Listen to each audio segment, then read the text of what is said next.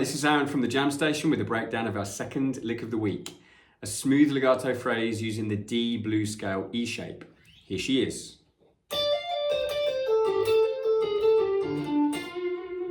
And a little faster. The tab for this lick is available for free on our Patreon page, so please head over there and download. The link is below in the description. Please subscribe to our YouTube channel as well. It really does help us grow this page. If last week's lick was a bit of a hybrid scale using various non-pentatonic notes, this sticks exclusively to the D blues scale, which you'll also find tabbed out with the lick. Here she is in full from D at fret 10.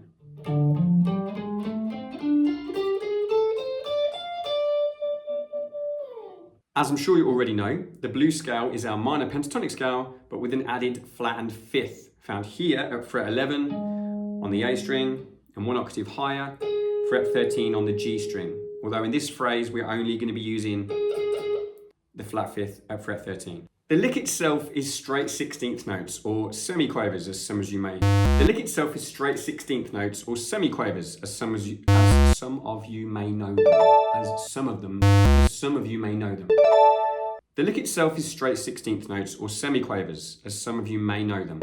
So we're effectively counting 1 eander, 2 eander, 3 eander, 4 eander throughout the phrase. 1 eander, 2 eander, 3 eander, 4 eander. If you have any questions about playing 16th notes, or if you'd like more information generally about reading rhythms, then please let us know in the comments below. We can add this to our list of forthcoming lessons. As I mentioned last week, I tend to learn licks like this beat by beat, breaking the phrase down into small and easily repeatable mini licks that are easy for the fingers to remember. We're talking about muscle memory. So if we take beat 1 as a good example of this, we have this.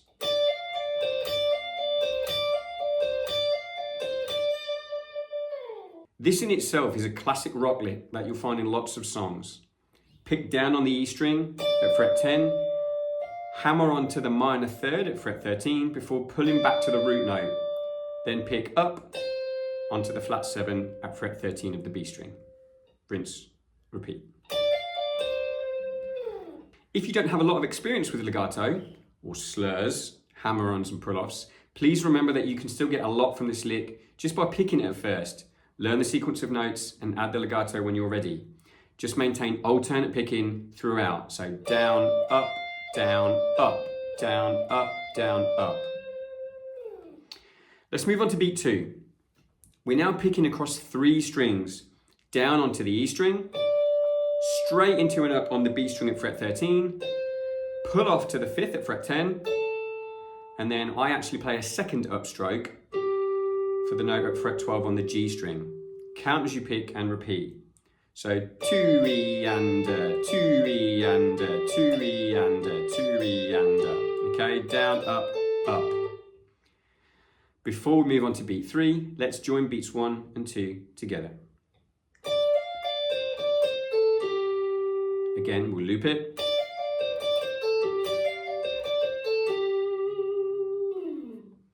If you're alternate picking that, not quite there with the legato. Down, up, down, up, down, up, down, up. Beat 3 is identical to beat 1, except we've now moved down a string, and you'll notice now we're bringing in that very tense flat 5th at fret 13 on the G string, okay? So the same phrase as before, hammer, pull off, into the flat 5th with an upstroke. Loop, repeat. Let's join that to what we already have on beats 1 and 2. That can also be looped. One little tip which you can also consider when learning any lick or phrase is to also practice it with a swing feel. Swung 16ths are very common in jazz in particular, but even if you're not into jazz, sometimes swinging a lick can give it a completely different feel to the sort of metronomic straight 16ths. So it's good for your creativity to try alternatives for any lick you're learning. So straight 16ths are 1 eander, 2 eander. Swung 16ths are more 1 eander, 2 eander. Okay, so I'm now going to swing those first 3 beats. And again, picked.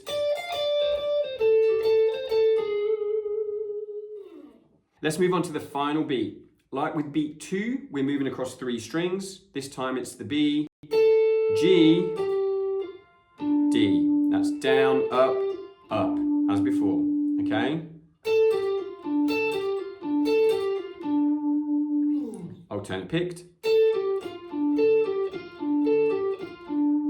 Swung. You get the idea. For the very final note, we're going to add the flat third at fret 10 on the G string with the down pick. Nice strong vibrato. Slide out for your exit. Okay?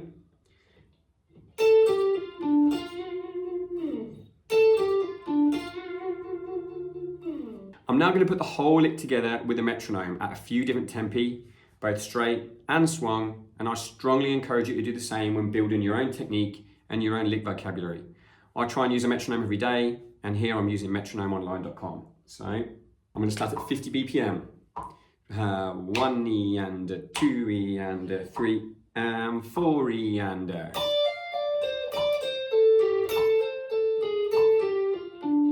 Swung, 3 E and a 4 E and a.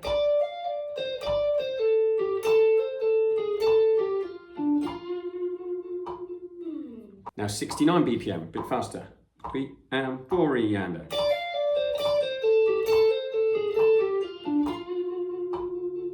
Swung, 3 and 4 E and a.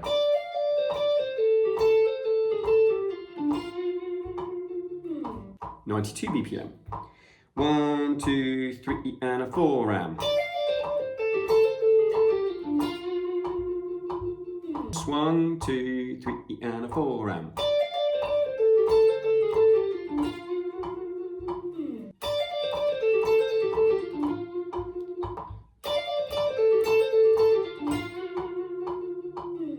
To finish, I'm just going to put the lick into context over a couple of our backing tracks. These are not all in D minor, so you can see how we can transpose the lick easily into other keys. The first lick is in D minor, that said. This is a funk track. Link is in the description. 1, 2, 3, 4.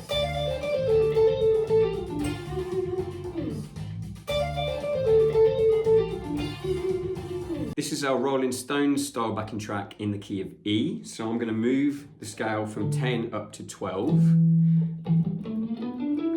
Okay? So my starting point will be E. Here we are in the key of E.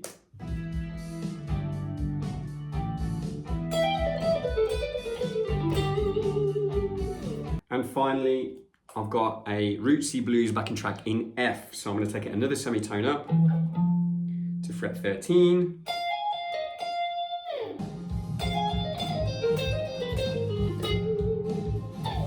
Thanks for watching. If you have any comments, please leave them below. We do try and respond to everything. And don't forget, you can download the tab on Patreon.